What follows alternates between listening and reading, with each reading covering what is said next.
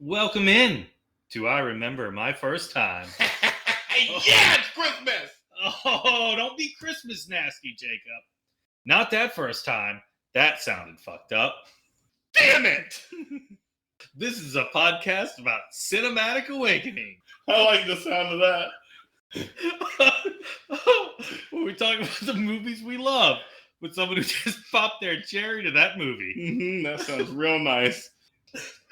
Jacob, are all the movies we do on this podcast going to be good movies? Don't be Christmas nasty. Oh, God, I hope not. Do we like shitty movies? Don't be Christmas nasty. Oh, we love shitty movies. Sometimes even more than good movies. Are we critics? Absolutely not. But do we love movies? Oh, we love this shit out of movies. And this week, we have the ultimate Christmas movie. The best Christmas movie. The one you've been waiting for. The one we teased you. The surprise. It is included among the American Film Institute's 1998 list of 400 movies, or of the top 100 greatest American movies. It's on the 1001 movies you should see before you die. And it's part of the 2001 list of top 100 most heart-pounding American movies. The Christmas classic, Die Hard. Merry Christmas, everybody. It's the Die Hard episode. Welcome to the party, pal! Because Die Hard is a Christmas movie. I said it wasn't just to piss Jacob off. It's 100% a Christmas movie. Fuck yeah, it is. Jacob, my toes are balled up like fists right now. BJ, I'm just a fly in the ointment. The monkey in the wrench. I am BJ Leica, and I could talk about industrialization and men's fashion all day. Joined by me, as always, Jacob Ekus, and now I have a machine gun. Ho, ho, ho. And are you proud of us for not using Yippee-Ki-Yay, motherfucker? I thought we were going to use it in here for sure. No, had to save it for the end, baby. Die Hard. Wow. I knew you were fucking with me. Because it's a Christmas movie. Who are we kidding? It is. I have all the proof I need. All of it. Every bit of it. Yeah, we'll get to it. Don't worry. You don't want to just do it right now? All right. Okay. We'll do it right now. Go ahead. Because Wait. Let's tease it. Okay. We tease on I Remember My First Time. That is true. Every first time it has a good amount of teasing. You have to let our listeners know what the fuck they're getting into. I mean, this 9-inch throbbing cock. Die Hard, as described by IMDb as a New York City police officer tries to save his estranged wife and several others taken hostage by terrorists during a Christmas party at the Nakatomi Plaza in LA. Yep. Perfect. Who did that one? IMDb. That's pretty good. They're normally pretty bad. So, you're getting to know your boy Raj pretty well. So, I have to admit that I cheated a little bit because this is on the trivia. Oh, no. I don't know what he says, but I know Raj doesn't like it. And I know later in life, he changed his mind. And he did like it. Because originally he gave it 2 stars. Okay. Tell me why he gave it 2 stars. The name of the movie is Die Hard, and it stars Bruce Willis in another one of those Hollywood action roles where the hero's shirt is ripped off in the first reel so you can see how much time he's been spending at the gym. Oh, that's not what happened. So he thinks it's a stereotypical action movie. Because he doesn't have his shirt on? Yeah. He sells the wife beater on and he doesn't look like a muscle builder. No, he does not. He looks like he should have kept his shirt on. Like anytime Stallone, Schwarzenegger, Jean-Claude Van Damme, anytime they take their shirt off, I'm just like, I wish I could look half that good. Oh no, he looks like a 40-year-old down the street that is in shape, kind of. He looks like some dude that's losing his hair that's not completely unhealthy. Yeah, that's all he looks like. He says that on a technical level, I think Raj just might have been jealous. maybe. I just wanted to throw that out 1988 there. Raj didn't look like Bruce Willis. He did have more hair. Yeah. On a technical level, there's a lot to be said for Die Hard. It's when we get some of the unnecessary adornment of the script that the movie shoots itself in the foot. And he brings up one of his famous, theories here. And this one he calls the idiot plot syndrome, where essentially he takes the police deputy as the idiot that keeps making things worse in order to keep the plot moving along, is his idea of the idiot plot syndrome. Okay. So another one of his talking killer fallacies to stuff like that. We hadn't gotten one of those in a while, so I was happy to read it. Okay. Without the deputy sheriff and all that he represents, the idiot plot syndrome, Die Hard would have been a more than plausible thriller. With him, it's a mess, and that's a shame because the film does contain superior special effects, impressive stunt work, and good performances, especially by Alan Rickman as the terrorist. Raj, I'm gonna have to disagree with you. I mean, I didn't like the police chief any more than anybody else, but it's because of him that we get Glass. Nobody gives a shit about Glass. Yeah, I don't see an issue with that. I mean, how I'm not the one that just got butt fucked on national television, Dwayne. How did he know that? Oh, I guess he looked down and saw the television cameras, right? Yeah. But it wasn't nationally televised. Who cares? It was still a great fucking line. Yeah, he's spitting out zingers. And it will be nationally televised after this gets out. I mean, some shit like that. The top blew off of this fucking building. 8.2 out of 10, according to IMDb. 94% on Rotten Tomatoes. Of course, because it's amazing. 72% Metacritic score. That doesn't surprise me. No. They didn't make this movie for the critics. Nope. The budget in this movie in 1987 was $30 million. It's $75 million today. Okay. Big budget movie. Which is quite the risk considering Bruce Willis was not an action star at this time. Bruce Willis and Alan Rickman. This is both their first movie. Yeah, no one, I mean, people who watch Moonlighting know who Bruce Willis is. Yeah, and people who go to the theater know who Alan Rickman is. Hamlet. He had lived in California for two weeks before he got this part. That's how long he had been in U.S. film or whatever. That's how good Alan Rickman is. Fuck yeah, that's how good Alan Rickman is. So $75 million back then would have been their box office. $350 million. Who? There's a reason there's 5 of them. I kind of thought it'd be higher than this. The Really? way this movie is thought of, yeah. Well, I mean, not in its box office run. Like, that's true. I bet if you put it all together, like, its total revenue since it came out. And you got to realize making a movie rated R eliminates a good chunk of movie money too. Shit, especially in '88. Yeah. So what did you think of this movie, BJ? And were you really fucking with me that this isn't a Christmas movie? Yeah, this is a Christmas movie. And you thought that since the beginning? Yes. Okay. I only said it to piss you off. It worked. I know. It's a top 5 or 10 action movie of all time. What else is there to say about it? What struck me watching it this time is the thriller aspect of it was higher than I remember. Just the overall acting? Just kind of its thriller, edge of your seat, what's going to happen next part of it. Okay. This is my favorite action movie ever. That's fair. That's totally fair. Yeah. If Die Hard's your favorite action movie ever. It doesn't get better than this. I watch it I watch it at least once a year. And I watch it at Christmas.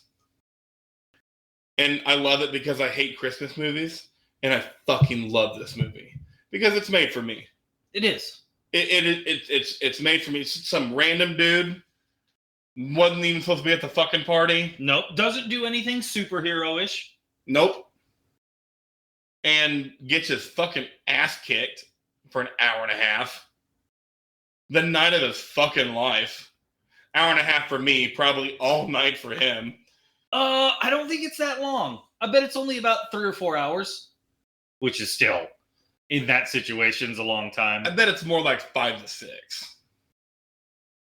Okay. But it doesn't matter. It's between 3 and 6 hours. It's a long fucking time. Yeah. To just get your ass kicked. And yeah, like I said, it's my favorite action movie. Like, watch it every year. Every time I watch it, I remember how good it is. I've never not enjoyed it any time than the last time I watched it. I enjoy it the same amount every single time. And every time the non-action scenes are on, I'm still just as enthralled because it's so fucking good. Do you remember your first time? No. Okay. I don't. I don't even remember the first time I watched this movie. But I know it was life-changing. It'll make you rethink some things. Not really. It's just a really good movie. It is. It made Hollywood rethink some things. Now the action movie star didn't have to be Schwarzenegger, Stallone, Jean-Claude Van Damme. Because like we said, Bruce Willis was a nobody. And looked like one too. Outstanding. Outstanding risk. Outstanding execution. Bravo, Hollywood. You did it. Yep. What'd you like about the movie? It's a top 5 or 10 action movie of all time. What's there not to like? Nothing. The suspense was good. The action was good. There was the proper amount of death in an action movie for me. Yep. Might have been a little light for you. I don't know. For me, it was just this was right. My favorite action movie of all time. And Alan Rickman. Alan Rickman's the bad guy. The acting was incredible. The bad everybody. guy's just as important. Yeah. In the action movie as the good guy. And he's Alan Rickman. Even the random side characters. Ellis, the cokehead. Oh my god. Oh, jeez. What was the limo driver's name? Argyle. Is there anybody more sufferable than someone on Blow? No. The Mount Rushmore of insufferable people goes Joe Rogan fans, Elon Musk, Skip Bayless, and people who are on cocaine. Yep.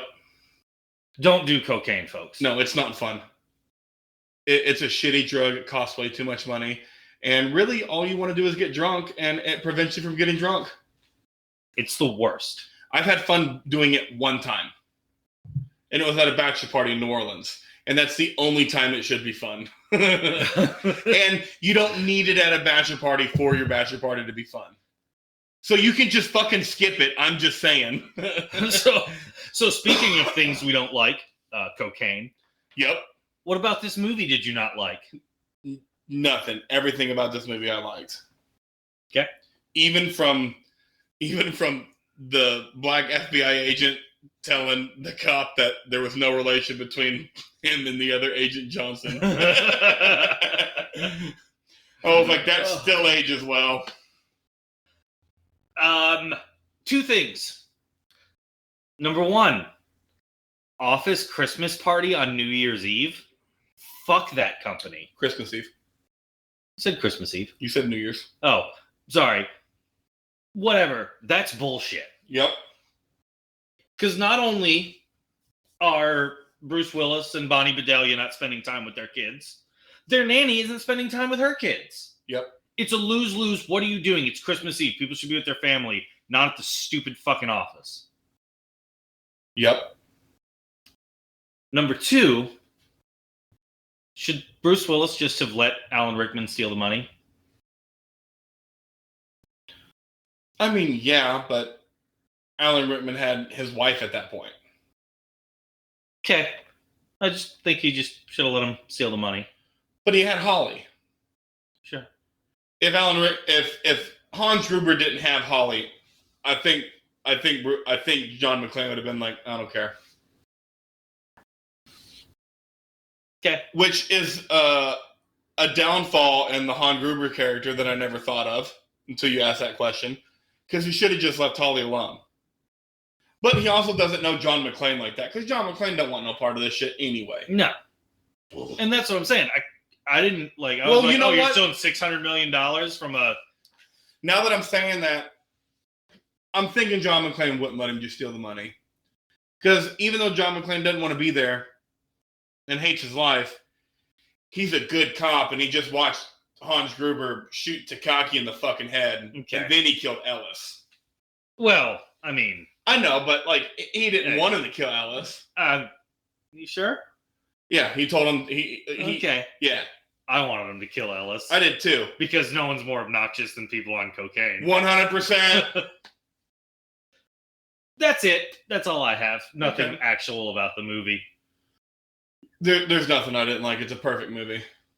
It is the perfect movie. So that means it's a good movie. Yep. Great movie. It's a must watch. If I was putting together 20 movies people have to watch, this is on the 20. Yeah. 100%. It's on the 10. Now it's time to get deep. How deep? As deep as we possibly can go. Elevator shaft? All the way up in that elevator shaft. You know it, baby. Mount Rushmore scenes. Do you remember your first time watching this movie? I do not. It's okay. What's your fourth favorite scene? My fourth favorite scene is the breaking up of the Hollywood party by Alan Rickman's gang up until the time he shoots Takashi in the head, face, whatever. It solidifies the bad guy. You know he's serious. You know he's dangerous. You know John McClane's nothing special. You know it's going to take a minor miracle to win this battle. This is my number one honorable mention. It was hard to keep this one off my list. Because this is the wearing some shit now. And because I knew who Alan Rickman was going into the movie, I would really have liked to known my reaction when I didn't know who Alan Rickman is. The moment I would have been like, this guy's fucking awesome. So I do remember my first time enough to know that I didn't know who Bruce Willis was and I didn't know who Alan Rickman was. Okay, so you can tell me this feeling. Yeah, it was incredible. I had seen Quigley Down Under before I saw Die Hard, but I didn't make the connection in my 14, 15-year-old mind. Different accents. Yeah. And different characters. I mean, but when that happened, I'm just like, oh shit, we in it now. And number one honorable mention, this scene is top notch. Go ahead. What's top your fourth? Fucking notch. What beat it out by a spot? The cops trying to get in and the elevator shaft and the C4 explosion.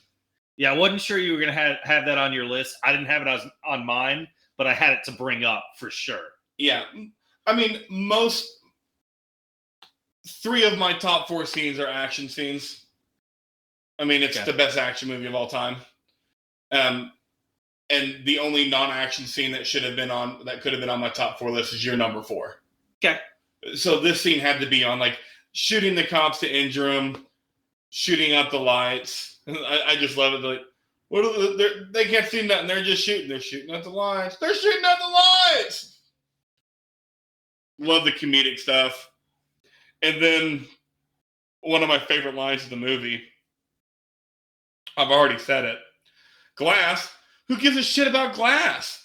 I'm not the one who just got butt fucked on national television, Dwayne. Dwayne. My third favorite has got to be when Hans Gruber and Bruce Willis see each other face to face. When do you end this scene? Oh, man. This is my third favorite scene. I'll tell you when I end it. Go ahead. So it starts with John and Hans meeting. Right. Han putting on the fake American accent. Yep. All of that is great. And you told me when you first got here that this is your first time watching this movie where that scene really stuck out to you. Yeah. That's incredible. Because I remember watching this movie my first time and that scene being like, oh my God, some shit. And then like when it just watching it unfold and him giving the gun, like me not knowing that Bruce took the bullets out or whatever, I'm just like, oh, fuck. Excellent suspense shot. Yes. I end this scene when we get the Ben Shapiro story. Oh, when Carl Winslow says why he's at a desk. Yeah. So we get the glass breaking scene. We get him running on the glass. We get him taking the glass out of his feet. And like, this is my only non-action scene on my Mount Rushmore of scenes, and we have the glass and the feet in the same scene. And you're probably right. I probably end the scene at him taking the glass out of his feet. That's probably where I would have ended it, because it's still part of that scene. That's why he has glasses. The whole reason that they're shooting the glass and making him walk over glass is because they met and he knows he's barefoot. Right. It's all part of it together. All right. What's your number 3? That is my number 3. What's your number 2? Oh, look at us. John McClane on the roof. Not the end scene, but when he initially goes up to the roof, and it's when we meet the Reginald Vale Johnson, Carl Winslow cop character, which is quite a ways into the movie. No, that's not when we meet him. Not when he's on the roof. Yeah. No, we meet him whenever he's in the he has to break the glass to throw the body on top of his car. No. Before that, and that's the end of that scene. That scene ends with the body fall. Well, the body falling on the car and the chase that ensues. You're right. You're right. We meet him in the gas station. The body comes off after the roof scene. Yeah, we meet him in the gas station. Yeah, we get the first elevator shaft out of the roof scene. Yes. Yeah, that whole scene and him crawling through it and through the fan and turning those things kill you. Turning the Zippo on. Turns the Zippo on while he's in the vent. Yeah. Come on to the coast, get together, have a few laughs. What? His accent comes and goes in this movie, doesn't it? It does. Oh, speaking of just stuff like that, this is just a detour real quick. Sidebar. I love how California gets the same rap in 1988 that it gets now. Like, California. He said it twice at the start of the movie. In the airport when the chick jumped on her man, and then in the party whenever the guy kissed him. Yeah. It's like, fucking California. Fucking California. Okay, so keep going into your rooftop scene. Anything else? Oh, no. It's just it's a really fun. You get a chase scene. You get a kind of suspense scene where Carl Winslow goes into the tower to talk to the security guard. It kind of summed up this movie in a little 8-10 minute sample. Yeah. That's your number 2, right? So this is my number 2? Yep. My number 2 is the main McClane fight with the big German. Okay. The first one? Yeah. No, not the first one. The second one. The main one. His brother. He's sitting there beating the shit. I was like, I broke your brother's fucking neck as I fucking killed him. And just doing his, like, the only reason he beat him is because he was angrier. Yep. Like, just that sheer adrenaline testosterone, because there's no way he should have beat him. And it was such a fun fight because he got the shit kicked out of him. But because he was just angrier, and like and that's how the human body works sometimes. Kind of the only hand-to-hand fight scene we see. Yeah. And then hanging him with the chain. Love that scene. Yeah. Love that scene. So I actually start my scene with that fight and just run it through the end of the movie. The building. So this is your cheat scene. This is my cheat scene. Okay. Just essentially the whole last 20 minutes of this movie. I cheated on my number 1 scene and didn't include the end of this movie because of that. So I just included the McClane fight. Okay. Anything you want to say about the because I already hit the fight. No, anything you want to say about Hans Gruber? Bruce Willis going off the top with the fire hose wrapped around his waist. Okay. Definitely not going to hold. Yeah. Yeah. Awesome, though. Great movie trope from now on. And I said kinda when you said the end of the movie, because for me, the movie ends when Hans Gruber falls. Yeah. I don't really care after that. No, I don't either. I pretty much end the movie there. I loved him only having 2 bullets and just being like, fuck me. Taping the gun to his back. Just... And then the look of sheer dread on Holly's face. Like, Holly doesn't have a lot of acting. No. But whenever John dropped his gun and the sheer look of dread on Holly's face, I was like, you sold me. Like, shit's not going to end well. Incredible. My number 1 scene is, you've included my number 1 scene in your Mount Rushmore. Okay. I cheated anytime they're on the rooftop. Oh, so the end and that part I was talking about. Yeah, and including the elevator shafts. Like I loved it all. One of my favorite things of the Die Hard movie is just the character John McClane that we get for every Die Hard movie, because it is John McClane. Um, Excuse me, sir, this station is reserved for emergencies only. No fucking shit, lady. It doesn't sound like I'm ordering a pizza. Yeah, come arrest me. Just get somebody down here. Fucking love that shit. Using the gun as a rope, just like with the fire hose, not gonna hold. No, not gonna hold. You could make an argument that every time John McClane gets on a CB, it's the best scene of the movie. Yeah. I also love one of the best lines of the movie, and I didn't pick it up until watching it this time out of the, I don't know, I've probably seen this movie 50 or 60 times. One of the funniest lines comes from the police chief. What is it? Holy Christ. And then he looks at somebody who goes, gonna need more FBI guys, I guess.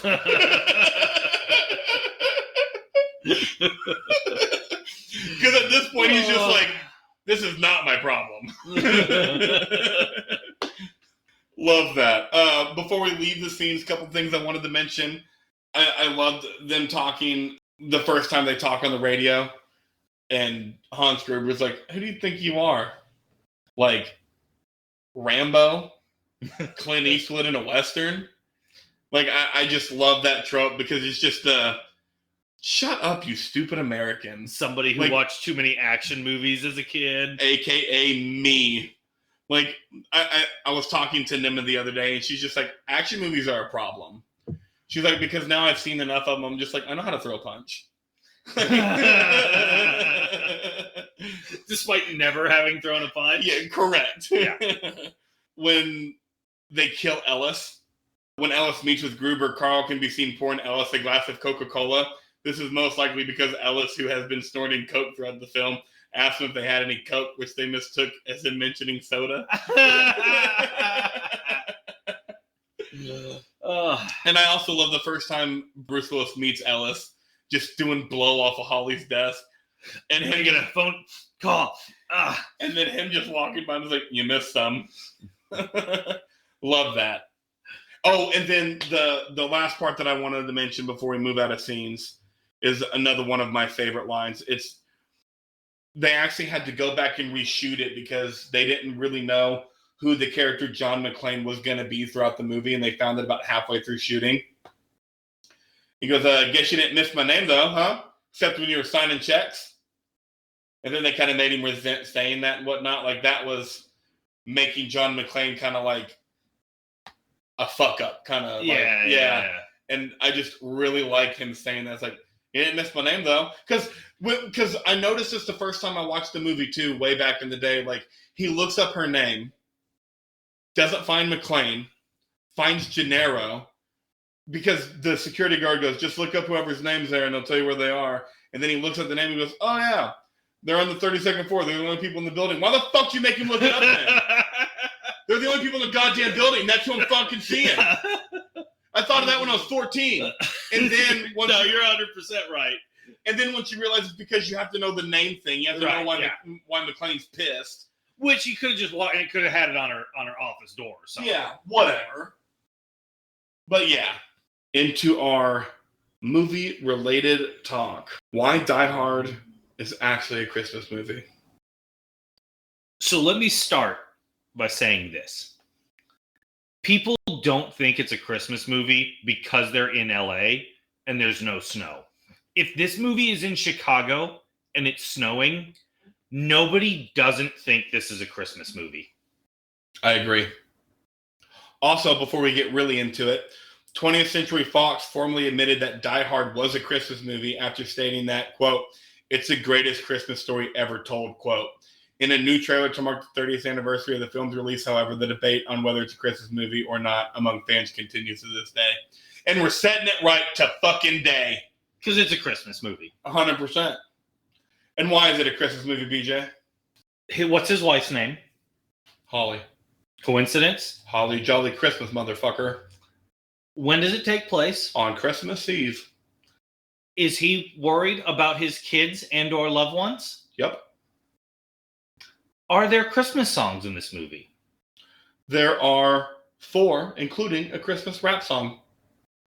Sounds like a Christmas movie to me. At one point, Holly tells her kids, let's see what Santa and Mommy can do. Santa's not around unless it's fucking Christmas. That's right. There's a Christmas party. Now I have a machine gun. Ho, ho, ho, ho. Nobody refers to Christmas songs or tales unless it's Christmas. And they were doing all through the house, not a creature was stirring, except for 2 little police officers coming in through the northeast area. And it's Christmas. It's a time for miracles and opening up the safe. It's a Christmas movie. It's a fucking Christmas movie. And the kids get their Christmas wish. They get dad. What's the other argument? It was released in June. So? Yeah, I'm pretty. That was 40 years ago, 34 years ago. You don't watch horror movies because they weren't released in October? Yeah. Well, what's that? That's not an argument. Yeah. You don't. Are you gonna not go see the new Avatar movie because it's not released in the summer during blockbuster season? So it's not a blockbuster? Yeah. It's a blockbuster. That's all James Cameron makes now. That's not how it works. No. Die Hard is a Christmas movie. Yep. Fuck you, anybody who says it's not. Right up your stupid asses. I wonder how many people realize that I'm quoting Jay and Silent Bob. About as many as realized you saying dirty sheep fucker on the last episode? So not many. Correct. Character breakdown, baby.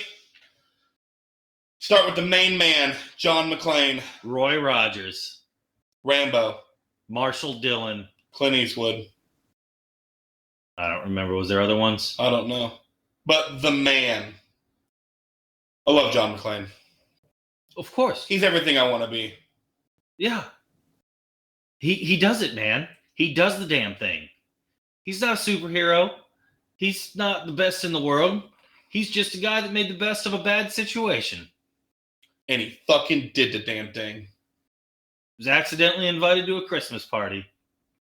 The next time you have a chance to kill someone, don't hesitate. Blah, blah, blah, blah. Thanks for the advice. What a boss. He suffered permanent hearing damage from that scene. Oh, that's not cool. No. Let me read this. Bruce Willis suffered permanent hearing loss while shooting, no pun intended, a scene in the Nakatomi conference room when McClane kills the terrorist who said, next time you have a chance to kill someone, don't hesitate, by firing his Beretta through the conference table and jesting after, thanks for the advice. He suffered severe damage to his left ear as previously, or the stunt weapon specialist engineered blanks to be extra loud and produce extreme muzzle flashes for dramatic effect. The close quarters under the table and the use of plexiglass to protect the actor from flying shield casings and wood splinters further increased the sound effect. In 2019, Willis said in an interview, due to an accident on the first Die Hard, I suffered 2/3 partial hearing loss in my left ear and have a tendency to say, whoa. The actor has worn a hearing aid for years, unbeknownst to most fans. Whoa. Yeah.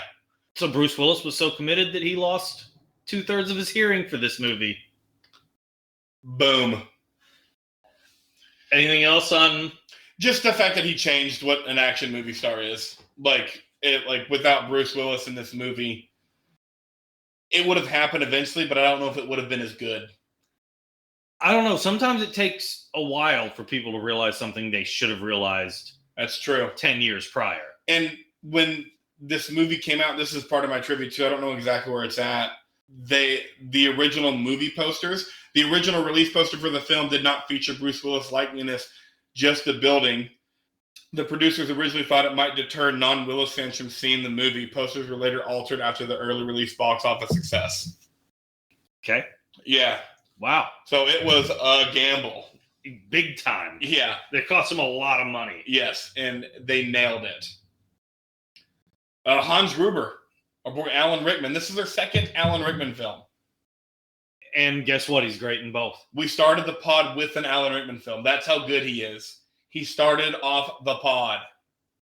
With Quigley Down Under. That's right. Hans Gruber. Incredible bad guy. This is his first film just like Bruce Willis. This is a top 5 bad guy in movie history, right? Uh-huh. Is that arguable or not really? No. I don't think so. Because especially for just hour-and-a-half action movies, I mean, this was 2 hours, but Alan Rickman changed the game for bad guys too. It's like, now you can be smart. Right. You're not just big, dumb muscle guy. Yeah. Or you're not just some dude with a lot of money. Right. Like, now you get shit done. He almost had a lot of money, though. Almost. Because he would have got to get so much of that because half of his crew died, or 3/4 of his crew died at that point. I've been able to keep so much. I loved his acting. I loved his calmness. Every scene he was in. Just awesome. You always feel like Rickman's the smartest guy in the room. Yeah. And it's because he is.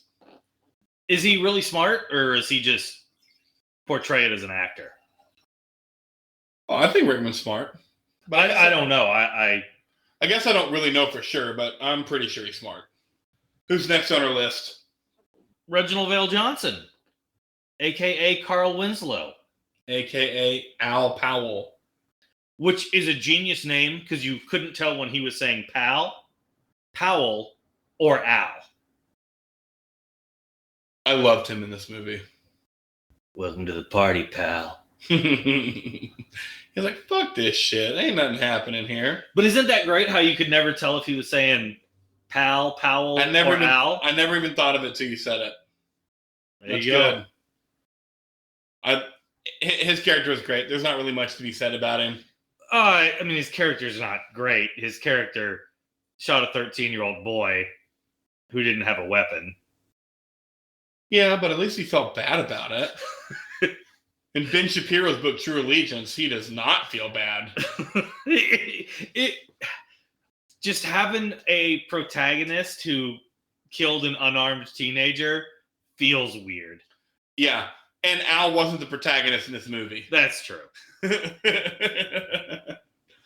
Ellis. So, hold on. Is he Carl Winslow to you, or is he Al Powell to you? Al Powell. Okay. But, I mean, I know Family Matters. Because, like, when we first... I've seen this movie 50 or 60 times.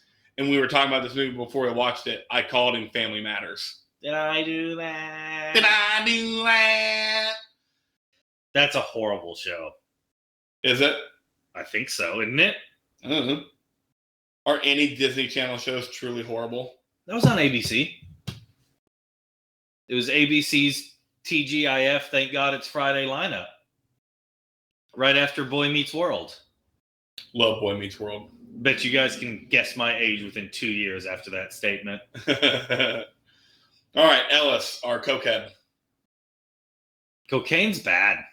Cocaine's horrible. Don't do it. Don't waste your money. One of the things that doesn't age well in this movie is how prevalent cocaine was in the 80s. Oh my gosh, yeah. Just doing it on the desk like it's not a big deal. Are we sure that the character is not cocaine and not Ellis? Or is Ellis just the physical embodiment of cocaine? Ellis is the physical embodiment of cocaine. That's the t-shirt. Ellis is the physical embodiment of cocaine. No, the t-shirt is Don't Be Christmas Nasty.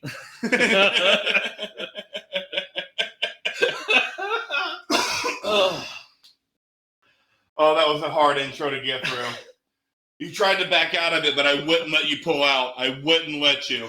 Oh, it's not the first time. What? Boom! Do we need to say anything else about Ellis other than that he's the embodiment of cocaine? No. Just the worst. Argyle. Glad he died. Not Argyle didn't die. Yeah. Ellis. Yeah. Argyle.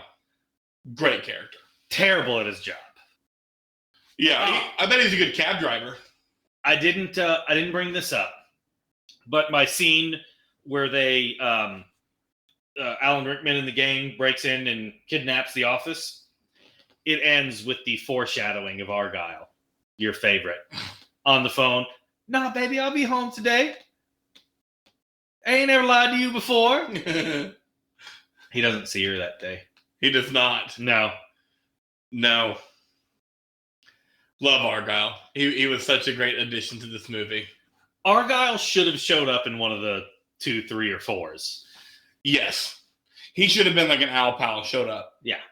Like, I'm not saying he needs to be the sidekick again. I just need a scene where he's the cab driver when John McClane lands in D.C. Something like it. Yeah. I 100% agree. Gate agent while he's at the airport. Something. We don't need to talk about Bonnie Bedelia as Holly, do we? No.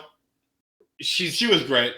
She's not really in the movie. She's not, but I mean, the couple times that she was used, she did good. She has one boss scene where she comes in and says that she's in charge after Takashi. Something. I don't know. Whatever. Whenever he goes, like, that's a pretty good scene. Takaki. But that's it. Are you ready for all this trivia? I had so much. I know. This might be the most trivia I've ever sifted through. So you left some out. I thought the Batman was a lot. Okay. So people, there's more than what he's reading. Yeah. But hopefully I covered enough of it that you don't have to go on IMDb. You can just listen to the pod. That's why you do it. 100% that's why I do it. Other than the fact that I really like it too, because I'm that guy. Die Hard ends with the song Let It Snow. Another reason it's a fucking Christmas movie. Yep. The sequel, Die Hard 2, Die Harder, takes place almost entirely in the snow. Yeah, it's the only reason people didn't think this was a Christmas movie. Yeah, there's no snow. Yeah. You ready for all the people that also got offered the John McClane role? Here we go. Richard Gere, Sylvester Stallone, Harrison Ford. Wait. Do one at a time, and I'm going to react. Okay. Richard Gere. Sylvester Stallone. No. Harrison Ford. Maybe. Mel Gibson. Yeah. Arnold Schwarzenegger. No. Clint Eastwood. No. Robert De Niro. Different movie, but sure. Al Pacino. No. Don Johnson. Hey, our boy. Yes. Richard Dean Anderson. Not aware. Burt Reynolds. Too old. Michael Madsen. Ew. Charles Bronson was considered for the role, but he was under the contract with the Cannon Group at the time. And Nick Nolte also turned down the lead. No, Nick Nolte was the first one to turn down the lead. Mistake by the Nickster. Yep. John Travolta was also considered for the role of McClane, but 20th Century Fox wouldn't allow it because Travolta was considered a has-been at the time. However, Travolta would star with Bruce Willis in Look Who's Talking in 89, Look Who's Talking 2 in 90, and Pulp Fiction in 94. I was wondering when you were going to get to Pulp Fiction and stop listing Look Who's Talking movies. Sam Neill turned down the role of Hans Gruber. Oh, our boy Sam Neill. Yep. I mean, it's Alan Rickman, so they made the right choice, but... Yep. Hart Botcher, who plays Harry Ellis, is the son actor of Lloyd Bochner, who co-starred with Frank Sinatra in The Detective in 1968, based on the novel by author Roderick Thorpe. This film is based on Thorpe's novel, Nothing Lasts Forever, the sequel to The Detective. Because he had starred in the big screen adaptation of The Detective, Frank Sinatra had to be offered the role in its sequel, but at the age of 73, he had to turn it down. I didn't know Sinatra lived to 73. I didn't either. I don't know why in my head I have Sinatra dead at like 54. All the booze? Probably. The film is unusual for action movies of the period in that the hero and villain never get into a fist fight, emphasizing that this is a battle of wits between them. Of course. Yeah, that's the whole point of the movie. Much of the script was improvised due to constant screenplay tweaks that were being made during the filming. Clint Eastwood originally owned the rights to the novel Nothing Lasts Forever and planned to star in the film in the early 80s. The costume department had 17 undershirts in various stages of degradation on hand for Willis. Is the Bruce Willis worn Die Hard wife beater your number one bit of movie trivia or movie paraphernalia that you wish you owned? Outside of something ridiculous like one of the Batmobiles, right? Like something you could hang up in your room. That or the original Rambo knife. Not the Rambo burlap sack. No, the knife. No, the knife's the right answer. Yeah. The scene where McClane falls down the shaft was a mistake by the stuntman who was supposed to grab the first vent as it was originally planned. He slipped and continued to fall, but the shot was used anyway. Okay. Good job messing up, stuntman. You mentioned that the body count was perfect in this movie. Body count was 18 people compared to 164 in Die Hard 2. I saw something online that said there were like 23 deaths, and I was like, that seems high. 18 sounds about right. I think 18's right, but I mean, I didn't do any further because only research. 2 hostages died. Yep. There was 8 terrorists that died, or more. I think 8, 3 or 4 security guards. Yeah. Any of the FBI or cops? 2 FBI and the helicopter. Okay. Pilot. So, yeah, 18 sounds right. John McTiernan brought John de Bont in as cinematographer because of his work with Paul Verhoeven.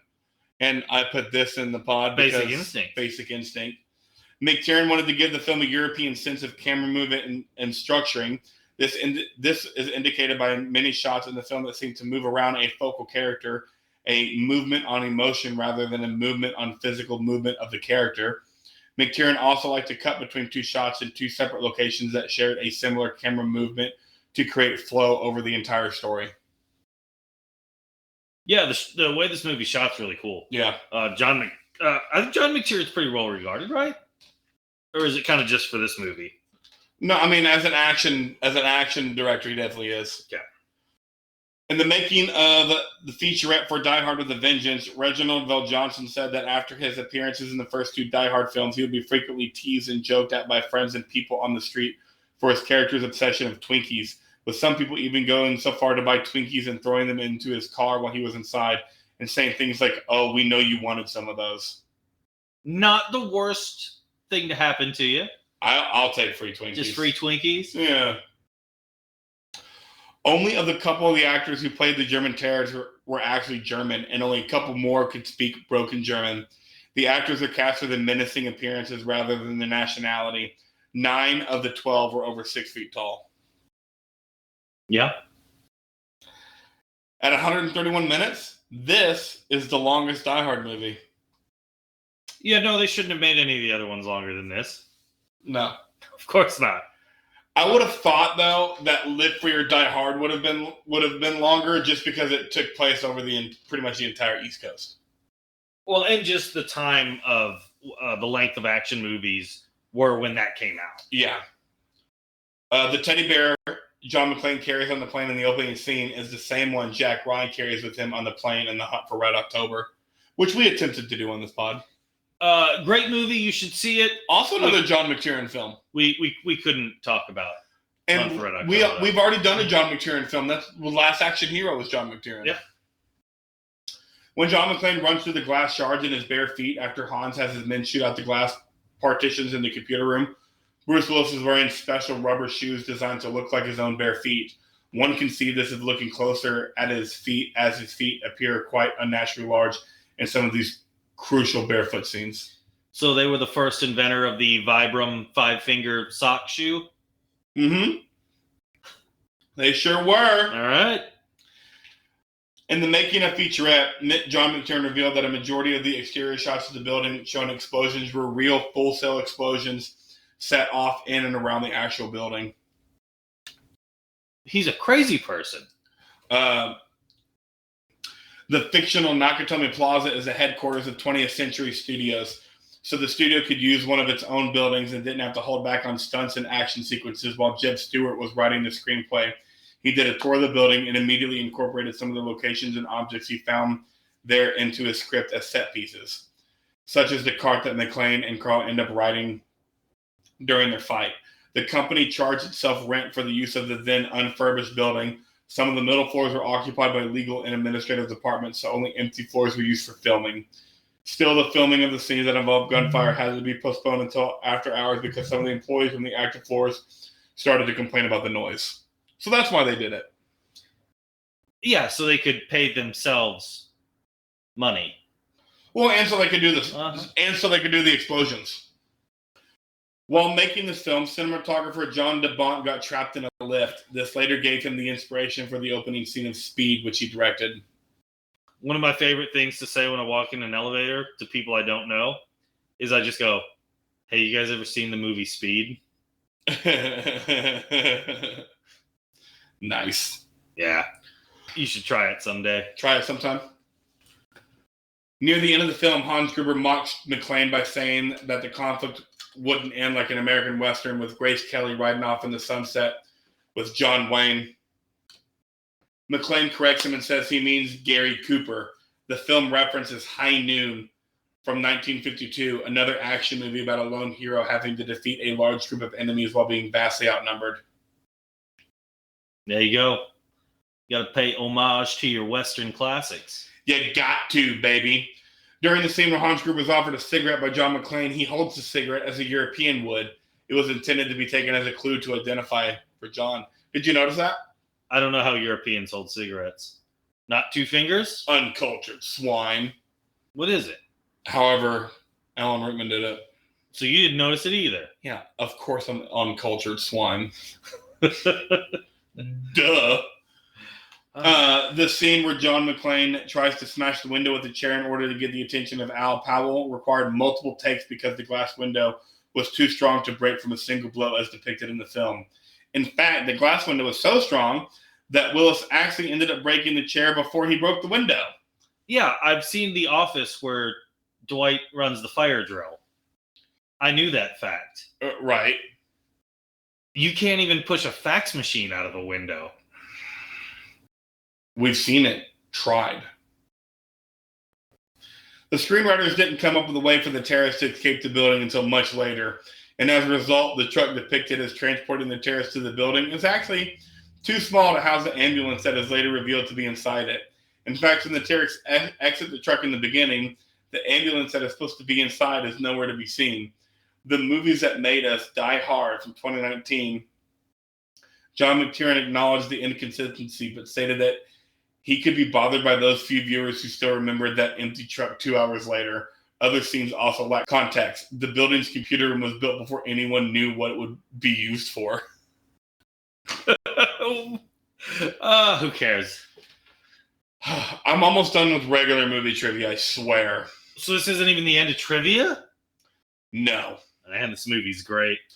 There has been a lot of talk about a deleted scene in which Argyle veered into the building in search for Bruce Willis. The reason why there have been so many rumors that a specific Argyle scene was deleted was because of the fact that Willis, in a scene in which Takagi gets shot through the head, says, "Argyle, I hope you heard the shots." But he was on the 30th floor when Takagi got shot. Argyle would have never heard the shots when he's in the garage at ground level. The only reason why Willis would have spoken this line is because there is an alternative scene in which Argyle came to the rescue on the 30th floor. There is proof to back this rumor. John McTiernan stated in an interview that Argyle was given a bigger role at first, but they had to delete it because of certain non-specific plot complications. If Argyle's role would have been bigger. Yeah, they were real worried about the plot. Real worried. You ready for some of my favorite trivia of this movie? Of course. The movie's iconic line, "Yippee-ki-yay, motherfucker," almost came out completely different. According to various interviews and whatnot, McTiernan thought the line should have been "Yippee-ti-yay." I don't get it. He thought it should be "Yippee-ti-yay, motherfucker."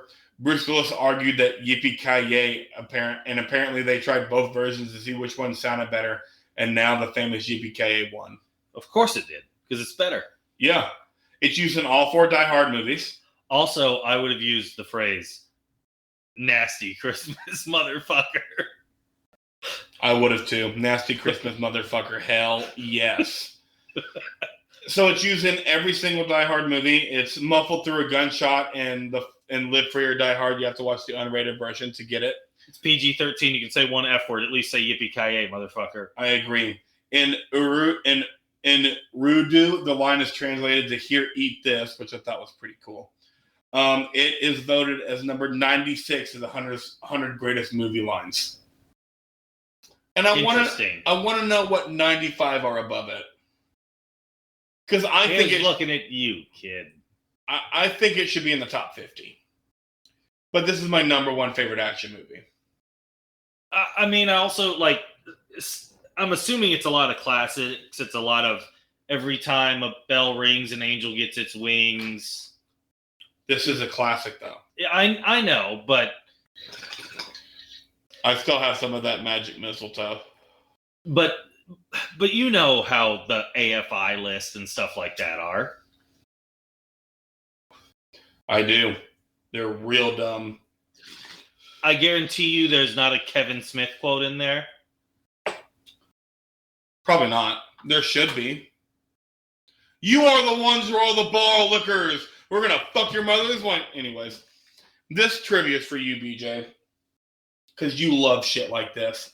After the release of Die Hard, movie studio executives were keen to copy the Die Hard formula of one man trapped in an enclosed location fighting off against terrorists. These include Under Siege, which is Die Hard on a battleship. Yep. Sudden Death, Die Hard at a hockey stadium. Air Force One, Passenger 57, and Con Air, which are Die Hard on various types of plane. Under Siege. No, I would not throw Con Air in that list. Passenger 57 and Air Force One for sure. I would throw Con Air. It's one guy against everybody else. His friend's a diabetic who can't do shit. Yeah, but it's not the same. No, it's one guy in an enclosed location. Fine. Under Siege is amazing. Under Siege 2, Dark Territory, and Derailed, as again, Die Hard on trains. These films were all the rage in the 90s. Ironically, the Die Hard sequels themselves would move away from having McClane fighting terrorists in enclosed spaces and do more like airport areas on Die Hard 2, and the whole New York area in Die Hard with a Vengeance, and the whole USA in Live for Your Die Hard, and Russia and It's a Good Day to Die. That's my movie trivia. Here's John McTiernan. At the suggestion of director John McTiernan, Ludwig... Oh, I put this on for you too. Okay. Because fuck some people and how they perceive art. Oh, man.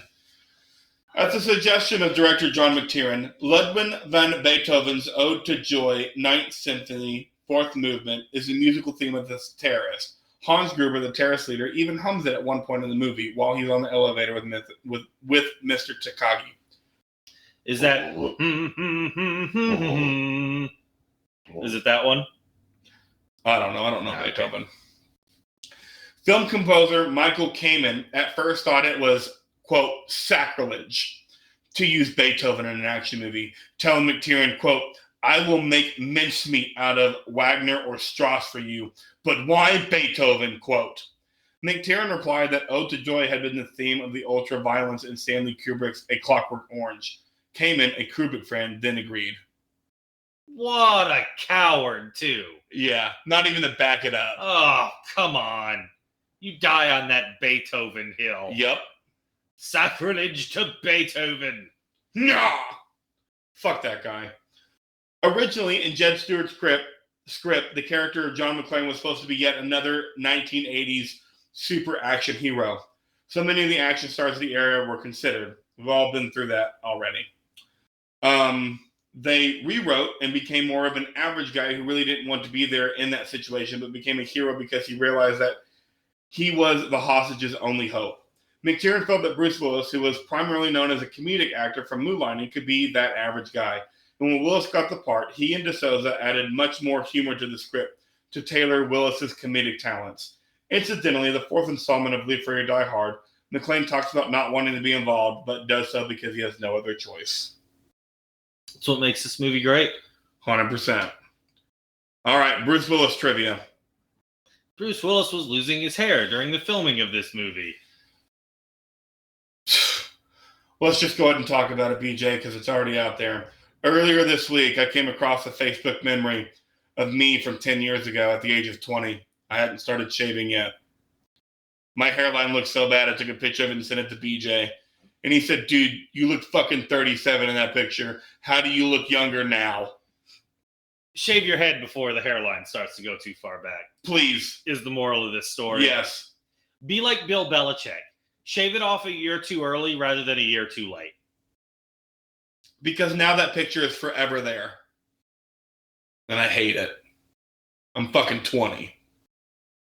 Looking 37. Anyways, Bruce Willis's favorite role has always been John McClane. Yippee-ki-yay. Yippee-ki-yay, motherfucker. Bruce Willis took the role of John McClane after it had been turned down by De Niro. Willis had just been turned down to play the Charlie Grodin role opposite of De Niro in Midnight Run. Coincidentally, both films opened the same weekend. Glad he got this role. That's quite the heavy hitters for the same weekend. Right. I've never seen Midnight Run, so it's pretty good. Okay. I like De Niro, so I can see myself topping it. Watching it. When Bruce Willis is riding on top of the elevator as it's going up, that's Bruce Willis riding on top of an elevator. Is that, like, of course he can ride on top of an elevator. Oh, I know, but it's just like it's in an actual elevator shaft on top of an elevator, and he's doing it. Bruce Willis improvised a high honey at the end of the film when Hans is holding Holly hostage.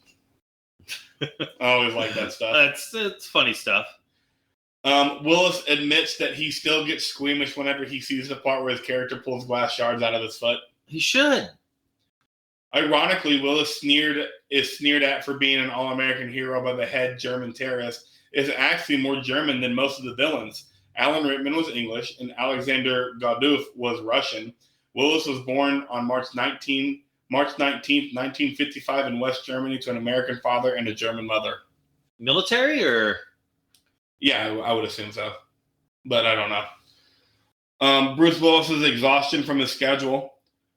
He was also shooting Moonlighting. Was forced Steve E. D'Souza to beef up the roles of other characters, giving characters like Al Powell, Ellis Argyle, and Richard Thornburg more personality and screen time. Thornburger didn't have any personality. No, he sucked. Did not like him one bit. Another scene that was improvised was when McClane meets Hans for the first time. Rickman does his best American accent here to try and fool our hero. The filmmakers have been trying to figure out a way for McClane and Hans to meet face-to-face before the film's climactic scenes. Once they realized that Rickman could do passable American accent, they were off to the races. Was it passable? Kinda. Okay. The scene led Hans to realize that McClane's barefoot and they should shoot the glass. The scene is what led Terry Gilliam to cast Willis in 12 Monkeys. A lot led to the realization that the British Rickman could sound like a red-blooded American. Apparently everybody else thinks it's fucking... Okay. Bruce is most endearing when he's being a smartass. That's the essence of his stardom, and if somebody's pointing a gun right between his eyes and he goes, oops. That's irrelevance. That irrelevance is what we seem to love about him, stated John McTiernan. McTiernan also speculates it may have also been Willis's divorce that brought out the great actor we get from The Sixth Sense. Okay. Whatever. In 2014, an article from Grantland that named Bruce Willis as the holder of the Action Hero Championship belt for his work on this film. Two writers who were in their 40s and both loved Die Hard noted an interesting generational divide on the movie. While younger viewers, like the writer's children, love the movie too, they all asked why it is the setup takes so long, almost half an hour, before all the action begins. The older guys told their kids that this kind of extended setup for fast-paced films in different genres was common in the 1980s. It was, but I kind of like that. I do too. Like I don't mind the setup in certain situations. I don't either. All right, to end, not trivia, but character trivia with Alan Rickman. But I am almost done, don't worry. Okay. On Alan Rickman's first day of shooting, he filmed the scene where Hans first meets McClane. He made a jump off a ledge about 3 feet high. He injured himself when he landed and damaged some cartilage in his knee. He was told by his doctor not to put any weight on that leg, and he had to use crutches for a week. For the rest of the scene where Hans is standing and talking to McClane, Alan Rickman is standing on one leg for the entire time and has a leg brace on under his pants. Oh, I'll have to look for that next time. Right. In an article for the 30th anniversary of Die Hard, Bonnie Bandela stated that the first thing she thinks of when someone mentions Die Hard is Alan Rickman. The two became friends and had lunch together every day while shooting the movie. She expressed how lovely and gentle Rickman was in real life. I hear nothing but good things about Alan Rickman. Of course. Which is ironic for a guy who plays nothing but bad guys. I'm going to get to that too. Hart Bochner's lines, Hans, Bubby, was ad-lib. Alan Rickman's quizzical reaction was genuine. Because Alan Rickman had no idea what booby meant, right? None at all. In the spring of 1987, producer Joel Silver and director John McTiernan attended a performance of the play Dangerous Liaisons, in which Alan Rickman played the evil Vectmont de Valmont. Immediately, Silver and McTiernan realized they had found their Hans Gruber. They had found their Hans Gruber. Alan Rickman nearly passed on the role of Hans Gruber, which ended up being his first film role. He had only arrived in Hollywood 2 days earlier and was appalled by the idea of his first role being a villain in an action film. To a degree, Rickman was right to be concerned, considering his performance as Hans Gruber was so hailed that the actor had to struggle being typecast as a player of villains for much of his career. Did we ever get the Alan Rickman as a good guy? I mean, he was in a Kevin Smith movie, Dogma, and he was one of the good guys. Yeah. No one's really good in Kevin Smith movies, though. As far as good guys, not when you're an angel, you are. Oh, that's true. You have to be. God said so. For the shot when Hans Gruber falls from the top of the building, Alan Rickman was really dropped 40 feet onto an airbag with a blue screen cover. The background was later edited, obviously. A stuntman held Rickman up with a rope, mirroring Rickman's lines repeated twice in the movie. The stunt crew was to count to 3 before releasing, but to get a genuine reaction from Rickman, the stuntman released the rope on the count of 2, not 3. Rickman later said during a Q&A that the stunt was purposely done on his last day on set. Because they knew he'd be so pissed. Yeah. So he dropped his ass on 2. Fuck you guys. I'd have been pissed. And I specifically have history trivia for this pod because this is a historic movie. Okay. And this ends my trivia. Huh? I don't disagree. And this ends my trivia. Bruce Willis received a then unheard of $5 million fee, which was approved by Fox president Robert Murdoch. $5 million? Unheard of in 87. In 94, Michael Douglas got like 15. 15 million, and he didn't even have to show his dick. Show us your dick, Michael Douglas! Die Hard was selected for preservation in the National Film Registry by the Library of Congress in 2017 for being, quote, culturally, historically, or aesthetically significant, quote. It is. In 2007, Bruce Willis donated John McClane's undershirt to the Smithsonian Museum, as it fucking should be. So those bastards have it, and not you. Yeah, I'll get it. I'll pull like a national treasure type of heist. We're going to steal John McClane's tank top. There are 2 references to the Japanese naval attack on Pearl Harbor, December 7th, 1941. A day that will live in infamy. The first occurs when John McClane questions whether the Japanese celebrate Christmas. Takagi replies, quote, we're flexible. Pearl Harbor didn't work out, so we got you with tape decks, quote. That was a bold line. It was a bold line. The second is the breaking of the code key for the vault. The password, Akagi, which is Red Castle in English, is the name of one of the Japanese aircraft carriers which carried out the strike on Pearl Harbor. I don't know what to say about that. Nothing to say other than it's cool trivia. Also, do you remember a time when terrorists were white people?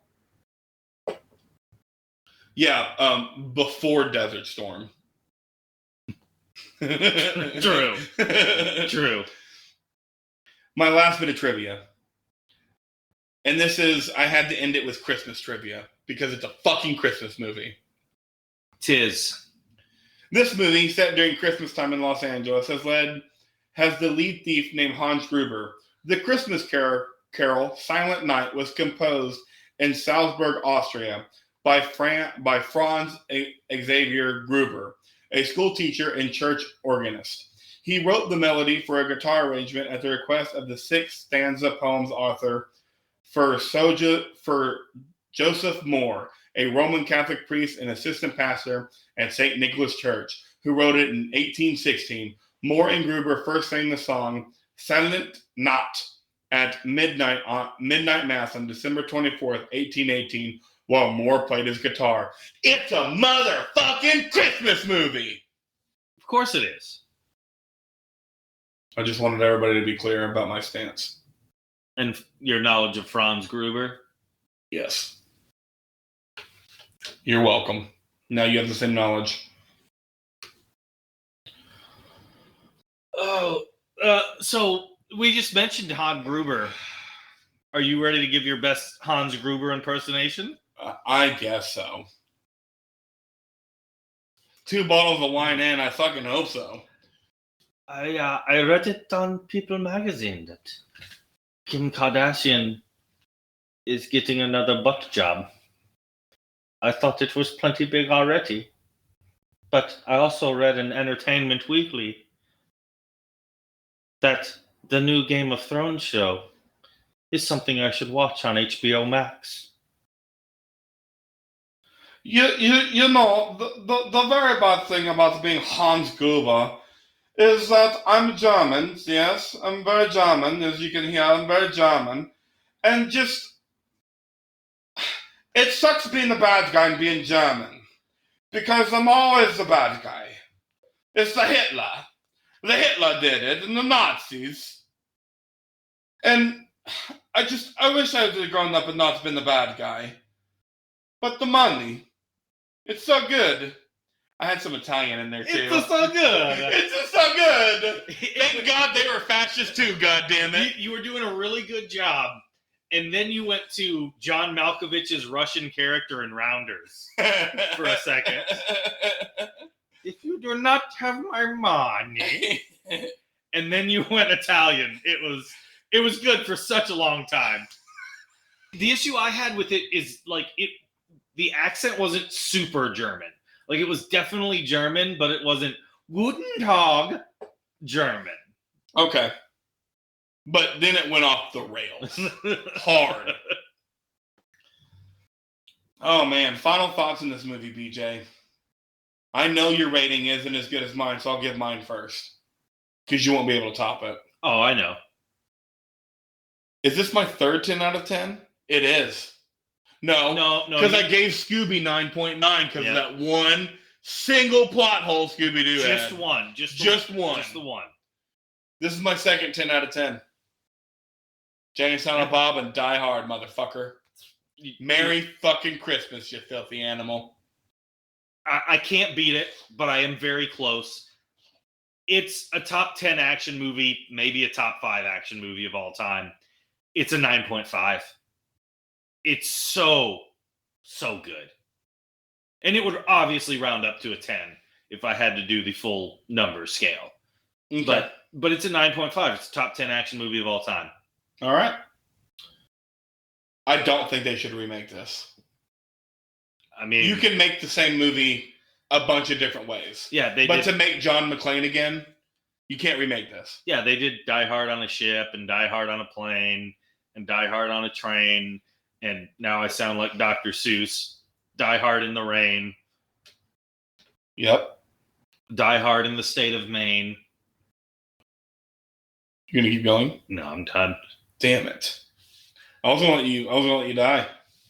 But yeah, what's our pessimistic producer have to say? He had a short one for us this week. My review for Die Hard. Just because a movie takes place during Christmas time does not make it a Christmas movie. I give this movie 9 Rolex watches out of 10. He's wrong. Maybe we'll change his mind. He hadn't listened to this yet. That's true. But at least you give it 9 out of 10. Because it's a fucking great action movie. 9 Rolex watches out of 10. That's true. Good and bad IMDb reviews. I'm kind of excited for this. Should I be? I did something a little different. Okay. So I do have one good review. It's a 2-liner, not a 1-liner. And I'm going to start with that one. It's by Valentine Melander 13, titled "There Are Two Different Types of People in This World: Those who think Die Hard is a Christmas movie, and those who are wrong. Not only is it the best Christmas movie, but also one of, if not the best action movie of all time." That's it. There you go. Enough said. Nuff said. Nuffsed. Nuff said. Enough said. He RUNFOT off on that review. Yeah, I got you. Yeah. That was a "Oh Brother, Where Art Thou" joke. Yeah. The other thing I did is there weren't a whole lot of good reviews. They all basically just said what we said on this podcast. Yeah. But there were some quality titles. Okay. Some of the best parts of the reviews are what people title them. Yes.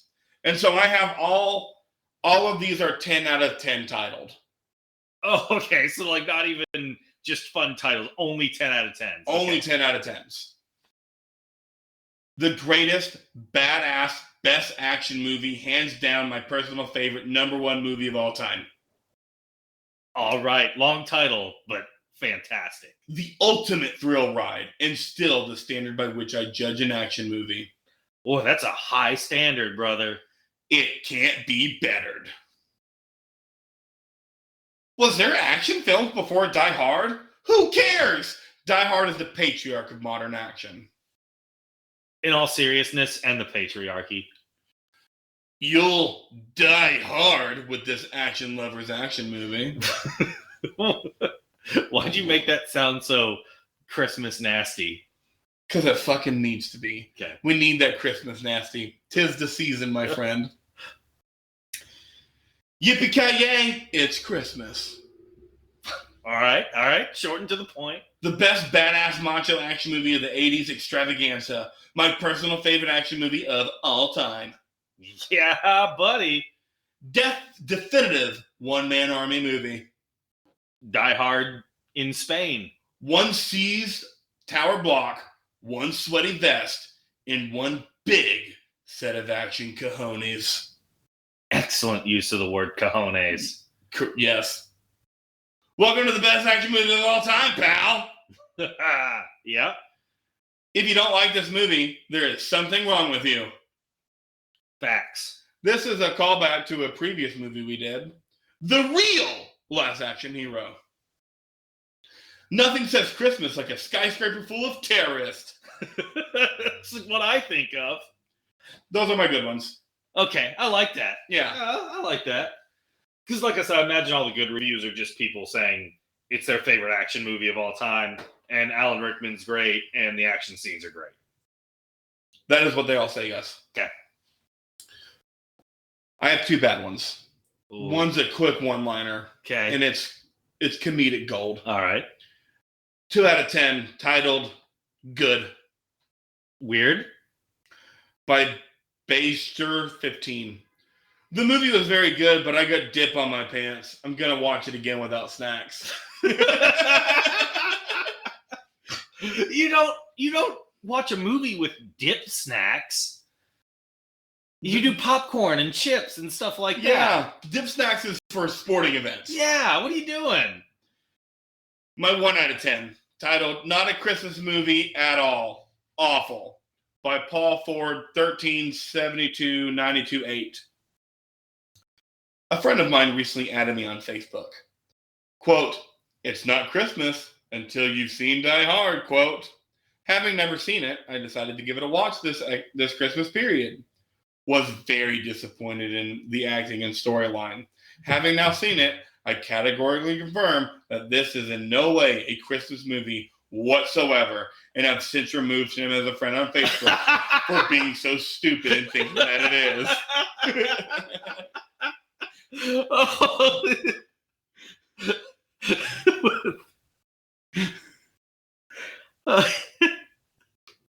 Wow. I mean, what else can be said? I don't know. That was fantastic. And then the question of the pod. Should people watch this movie? Everyone. It should be mandatory viewing. Every every like junior level social studies class should have to watch this movie Why social studies? because it's a social phenomenon. Boom! Love it. Guys, Merry fucking Christmas. You didn't tell people if they should watch it. A movie you gave a 10 out of 10 to. Yeah, that means you should watch it. It's the best action movie ever made. If you got a bunch of shitty Christmas presents, I hope this podcast made up for it. I do too. Merry Christmas, everybody. Have a nasty Christmas. As much as you might want to pull out, please don't. Keep it nasty, baby. Bye.